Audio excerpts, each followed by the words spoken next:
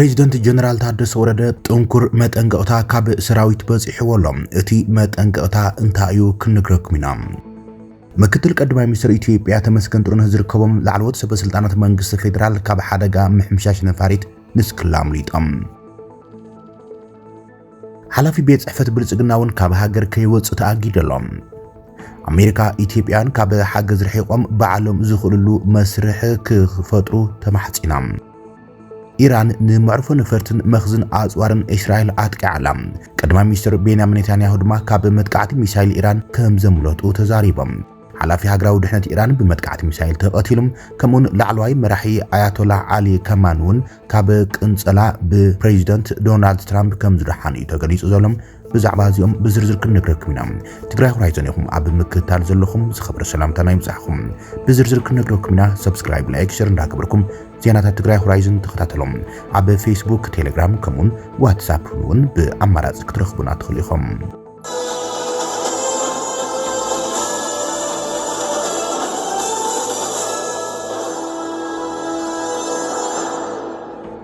ፕሬዚደንት ጊዜያዊ ምምሕዳር ትግራይ ጀነራል ታደሰ ወረደ ጥንኩር መጠንቀቕታ ካብ ሰራዊት በጽሕዎሎም።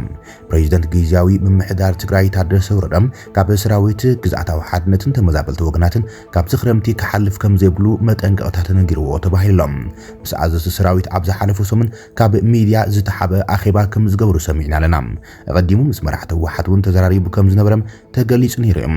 ይኹን እምበር ብፍላይ ምስ ኣዘዝቲ ሰራዊት ኣብ ዝገብሮ ኣኼባ መንግስቲ ፌደራል ብመሰረት ውዕሊ ፕሪቶሪያ ብሰላማዊ መንገዲ ተመዛበልትን ሕገ መንግስታዊ ግዝኣት ትግራይን ክመልስ ካብ ዝኽረምቲ ድማ ክሕልፋ ከም ዘይብሉ ነጊሮም። እቲ ጀነራል ኣብዚ ጉዳይ ምስ መንግስቲ ፌደራል ኣብ ጽቡቕ ምርዳእ ከም ዘሎ ከም ዝነገሮምን እንተኾነ ምስ ኤርትራ ዝግበር ርክባት ግን ንመንግስቲ ፌደራል ቀንዲ ስጋት ኮይኖም ከም ዘለውን ተኣማሚንካ ንምስራሕ ድማ ዕንቅፋት ኮይኑ ኣሎ ኢሉም ብግልጺ ከም ዝነገሮም እዩ ነዚ ሓበሬታ ዘካፍልና ፍልፍልና ገሊጹ ዘሎ።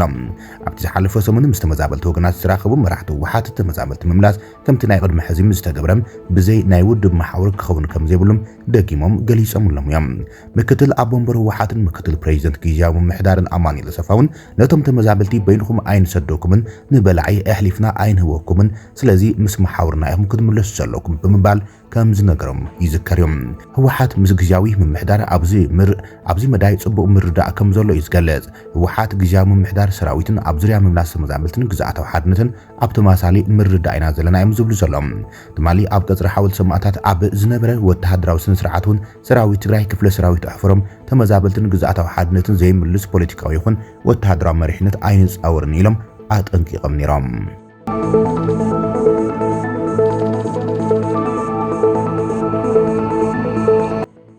ምክትል ቀዳማይ ሚኒስትር ኢትዮጵያ ተመስገን ጥሩነህ ዝርከቦም ሰበስልጣናት መንግስቲ ፌደራል ካብ ሓደጋ ነፋሪት ንስክላም ሊጦም። ርእሰ ብሔር ኢትዮጵያ ፕሬዚደንት ታየ ኣስቀስላሴን ምክትል ቀዳማይ ሚኒስትር ተመስገን ጥሩነህን ዘገዓዘት ሄሊኮፕተር ሓደጋ ገጢምዋ ተባሂሎም። ትማሊ ኣማስዩ ካብ ክልል ኣምሓራ ዝወፁ ሰበር ዜናት ከም ዘረድዎም ላዕለዎት ሰበስልጣናት መንግስቲ ፌደራል ካብ ጎንደር ናብ ደሴት ጎርጎራ ተመላልስ ዝነበረት ሄሊኮፕተር ሰራዊት ምክልኻል ሓደጋ ገጢምዋ። እታ ሄሊኮፕተር ኣጋግዛ 12:45 ብኣቆጻጽራ ሰዓት ግዕዝ ካብ ጎንደር ተበጊሳም ናብ ጎርጎራ ትጓዓዝ ኣብ ዝነበረትሉ እዮም ሓደጋ ኣጋጢምዋ ዘሎ። እታ ነፋሪት ክትዓልብ ክትብል ምስ ዝኾነ ነገር ተላቲማም ናይ ምንግርጫው ሓደጋ ከም ዘጋጠማን ተሳፈርቲ መጠናዊ ማህሰይቲ ከም ዝወረዶም ተገሊጾም። ኣብ ናይ መጀመርታ በረራኣ ንፕሬዚደንት ታየ ኣስቀስላሴ ናብ ጎርጎራ ዘብጽሕታ ሄሊኮፕተር ካልኣይ እቲ ሓደጋ ዘጋጥመሉ በረራ ድማ ጉጅለ ሰበስልጣናት ካብ ጎንደር ጽዒና ትጓዓዝ ነይራ ኢሎም እቶም ፍልፍላት። ዛጊድ ድማ ምክትል ቀዳማይ ሚኒስትር ተመስገን ጥሩነህ ከምኡን ኣፈ ጉባኤ ባይቶ ፌደሬሽን ኣገኘሁ ተሻገርን ዝርከቦም ሰበስልጣናት ያጽዒና ነይራ። ተጻባእቲ መንግስቲ ኢትዮጵያ ዝኾኑ ሓይልታት ዝድግፋ ሚድያታት ግን ጉጅለ ዕጡቕ ፋኖ ነታ ሄሊኮፕተር ሰራዊት ምክልኻል ወቂዑ ኣውዲቕዋ እናበልዮም እምስዮም። ኣብዚ ጉዳይ መሰረት ብምግባር ብወገን ሰራዊት ምክልኻል ይኹን መንግስቲ ፌደራል ዛጊድ ብወግዒ ዝተባሃለ ነገር የለን። ኮሙኒኬሽን ክልል ኣምሓራ ግን ብለይቱ ኣብ ዝርጎ ሓበሬታ እታ ሄሊኮፕተር ቴክኒካዊ ጸገም ኣጋጢማ ከም ዝነበረ እንተኾነ ግና ዝተሃሰየ ሰብ የለን ኢሎም። እቶም ሰበስልጣናት መንግስቲ ፌደራል ኣብ ጎንደር ፕሮጀክታት ልምዓት ምምራቕ ተጓዒዞም ከም ዝነበሩ ተሓቢሩ ዘሎ። ዕጡቓት ፋኖን ሰራዊት ምክልኻልን ሕዝቡን ኣብ ዝተፈላለዩ ከባቢታት ክልል ኣምሓራ ኣብ ውግእ ከም ዘለዉ ይፍለጥ እዮም።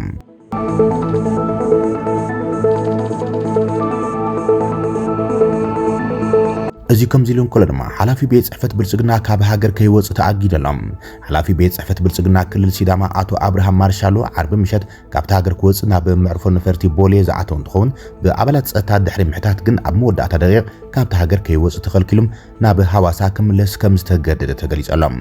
አቶ አብርሃም ማርሻሎ ንምንታይ ናብ ኣሜሪካ ከም ዝጓዓዝ ንዝምልከቶም ኣካላት ከይሓበረ እዩ ክወጽእ ፈቲኑ ተባሂሎም ኣብ ዝቐረባውን ሓላፊ ቢሮ ሰላም ጸጥታ ነቲ ክልል አቶ አለማዮ ቲሞቴዎስ ምስ ፕሬዚደንት ትክልል አቶ ደስታ ለዳሞ ኣብ ፖለቲካዊ ክርክር ብምእታም ካብ ስልጣን ተኣልዩ ኣብ ትሕቲ ቀይዲ ከም ዝኣተወ ይፍለጥ እዮም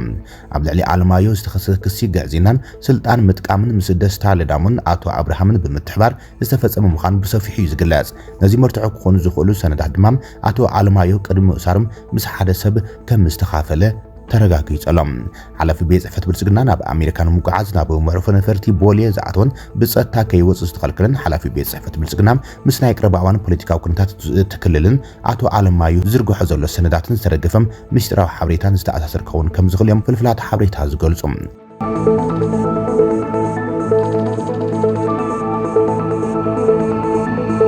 ምሕጽንታ ኣሜሪካ ንኢትዮጵያውያን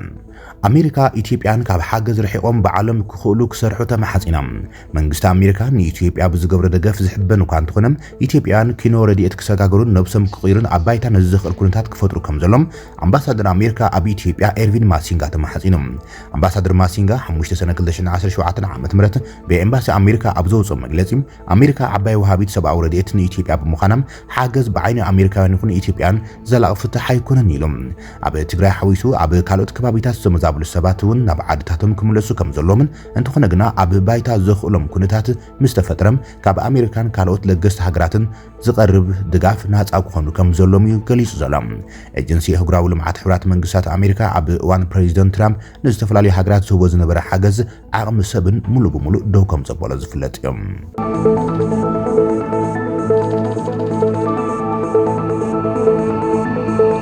ናብ ዝርዝር እዋናዊ ጉዳይ ድማ ክንሰገር ኢራን መዕርፎ ነፈርቲ መኽዝን ኣጽዋርን እስራኤል ትቀዓላ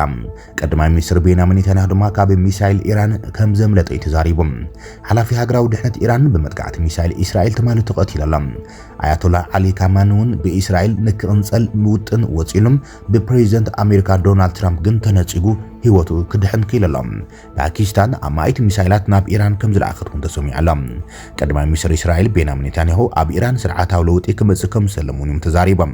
ፕሬዚደንት አሜሪካ ዶናልድ ትራምፕ ድማ ኣይተሻቀሉ እስራኤልን ኢራን ሰላም ክገብራ አይን ክብሎም ገሊጾም ትማሊ ንሳልሳይ መዓልቲ ኣብ ትሕቲ ጽዑቕ መጥቃዕቲ ኣየር እስራኤል ዝቐነየት ኢራን ትማሊ ሰንበት ምሸት ዓጸፈታዊ ምላሽ ድማ ኣብ ልዕሊ እስራኤል ዝናብ ሚሳኤላት ተካሂዳ ኣብቲ ናይ ትማሊ መጥቃዕቲ ሚሳኤል ኢራን መዕርፎ ነፈርቲ ቤንጉሪዮን ሃይፋ ልዑል መኽዘን ኣጽዋር ሰራዊት እስራኤል ዒላማ ከም ዝገበረት እውን ተፈሊጠሎም እዚ ከምዚሉን ከሎ ድማ ዕጡቕቲ ኒውክሌር ዝኾነት ፓኪስታን ንኢራን ልዕሊ 700 ሚሳኤላት ከም ዝለኣኸትላ ተገሊጹ ዘሎ ቻይና እውን ብተመሳሳሊ ግዝፍቲ ናይ ጽዕነት ነፋሪት ናብ ቴህራን ከም ዝለኣኸት ዘመላኽቱ ጸብጻባት ይወጽሎም ቀዳማይ ሚኒስትር እስራኤል ቤንያሚን ኔታንያሁ ትማሊ ምስ ፎክስ ኒውስ ኣብ ዝገበረ ቃል ምሕትት ኣብ ኢራን ስርዓታዊ ለውጢ ክመጽእ ምግባር እቲ እንኮ መፍትሒ ስጋኣት ኢራን ምዃኑ ተዛሪቦም እስራኤል ዳግማይ ሆሎኮስት ብኒውክሌር ክፍጸማ ኣይትደልን እያ ዝበለት ቀዳማይ ሚኒስትር ሞሳድ ኢራን 8 ኒውክሌር ዘማዕብሉ ሕቡኣት ጣብያታት ከም ዘለዋም ኣረጋጊጾም ኣለዉ ኢሎም እስራኤል ትማሊ ኣብ ርእሰ ከተማ ቴህራን ኣብ ዝፈጸመቶ መጥቃዕቲ ኣየር ሓላፊ ኤጀንሲ ስለያ ኢራን ቀቲላቶላ ከምኡውን ኣዛዚ ፖሊስ ኢራን እውን ከም ዝተቐተለ እዩ እቲ ጸብጻብ ምልክት ዘሎ ዛጌድ 224 ኢራናውያን ብመጥቃዕቲ እስራኤል ዝተቐተሉ ኮይኖም ኣስታት 1000 ሰባት ድማ ቆሲሎም ኣሎም ኢራን ኣብ ልዕሊ እስራኤል ተወስዶ ስጉምቲ ዓጸፍታዊ ምላሽ እውን ኣጠናክራ ክትቕጽለሉ ምዃና ኣፍሊጣላ ቀዳማይ ሚኒስትር እስራኤል ኣብ ልዕልቶም ሚሳኤላት ኢራን ዝጥቅዑም ከባቢታት ከይዶም ዝተዓዘቡ ኮይኖም መጠን ዕንወት ኣብ ዝገብርዎ تعزبتهم إيران كبير واقع كتخفل العالم بمخنيات كوينات إسرائيل إيران عب كلتين حجرات برراتات تقاريتهم مسيرة المعاد تمرتون عصوات مخانم يتصاب سبات ملاقيتهم زلام إيران نهاجروا فتن حويسو تمرتي زوج عرضت كوينام إسرائيل لما بأونلاين تمرتي تبكم زلاي تجلس زلام بخارجنا لما العلوي مرح إيران آيات الله علي خماني عب تحت مدرم تحابيهم كم زلاو تجلس زلام كان دوت تحضرون بريتكان مرح إيران إن هذا تتفهم زلا إسرائيل لمنفساوي العلوي مرحي إسلامي ريبابليك إيران آيات الله علي خماني كتقتلهم وطن كم زمرأي تجلسهم كمان دما نتوت إسرائيل بمفرح مسدرهم عبا تحتي مدريز تهانت أو حسب على كتمام تحابيهم ينبرو كم زلو يكاب إيران جوز أصاب أمن كيس السلام زي كم زيلون كل دما آيات الله خماني بمحرة بريزيدنت أمريكا دونالد ترامب እዮም ድሒኖም ዘለው ተባሂሎም ትራምፕ ነፍሲ አያቶላ አሊ ካሜኒም አድሒኑ ተባሂሎም ፕሬዚደንት ዶናልድ ትራምፕ እንተዘይቃወም ነይሮም አያቶላ አሊ ካማኒ በእስራኤል ምስተቀተለ ነይሩ ተባሂሎም እስራኤል ላዕለዋይ መራሒ ኢራን አያቶላ አሊ ካሜኒ ክትቀትል ዕድል ከም ዝረኸበት ተገሊጹ ዘሎ ዶናልድ ትራምፕ ግን ዘይፍትሓዊ ውሳነ እዩ ብምባል ንፕላን እስራኤል ተቃውሞ ከም ዝሰዓበ ተገሊጹ ኣሎ ለሰለስተ በስልጣናት አሜሪካ ብምጥቃስ ማዕኸን ዜና ሮይተርስ ከም ዝገለጾም ሪፐብሊካን ትራምፕ ንካማኒ ምቕታል ጽቡቕ ሓሳብ ኣይኮነን ብምባል ንእስራኤል ተቃይምዋ ትራምፕ ንኸምዚ ዝበለ ሓሳብ ከም ዝነፀጎ ስለ ዝገልጽ ኔታንያሁ ሪፐብሊካን ዝሓለፈ ሰሙን ሶኒም ሐሙስን ቀዳምን ሰለስተ ግዜ ኣብ ዝተፈላለዩ ጉዳያት ከም ዝዘራረቡ ተገሊጾም እንተኾነ ኣብ ዝሓለፈ ሰሙን ኣብ መንጎ ኣሜሪካን ኢራን ቀጥታዊ ዝርብ ከም ዘይነበረ እውን ተገሊጹላ ዶናልድ ትራምፕ እስራኤል ንኢራን ኣብ ተጥቅዕሉ እዋን ኣይፈለጥናይ ነርና ክብል ኔታንያሁ ምስ ፎክስ ኒውስ ኣብ ዝገበረ ቃል ምሕትማም ምስ ኣሜሪካ ብምንባቢና ንሰርሕ ዘለና ክብል ገሊጾም ፕሬዚደንት ኣሜሪካ ዶናልድ ትራምፕ ኢራን እስራኤል ነቲ ኩናት ደው ከብል ኣለወን ቀልጢፈን ድማ ክገብሩ ኣለወን ዝብል ሓሳብ ኣብ ኤክስ ገጾም ኣቕሪቦም እዮም ቀዳማይ ሚኒስትር ቤንያሚን ኔታንያሁ ካብ ሚሳይል ኢራን ብዕድል ከም ዝተረፉ ድማ በትኻል ዜና ተሰሚዑላ እቶም ቀዳማይ ሚኒስትር ምስ ፎክስ ኒውስ ኣብ ዝገበሩ ቃል ምሕትት ንሳቶም ማለት እውን ኢራን ናብ መስኮት መደቀሲ ክፍለይ ሚሳይል ተኩሶም ኣምሊጠ ድማ ክብልዮም ገሊጾም ማዕኸና ዜና እስራኤል መጥቃዕቲ ኢራን ኣብ ግማግም ባሕሪ ኣብ እትርከብ ከተማ ቂሳርያ ንዘሎ መንበሪ ስድራ ቤት ኔታንያሁ ዒላማ ከም ዝገበረ ሓቢረን ሚድል ኢስት ኣይ ኣንቢቡ ዘሎ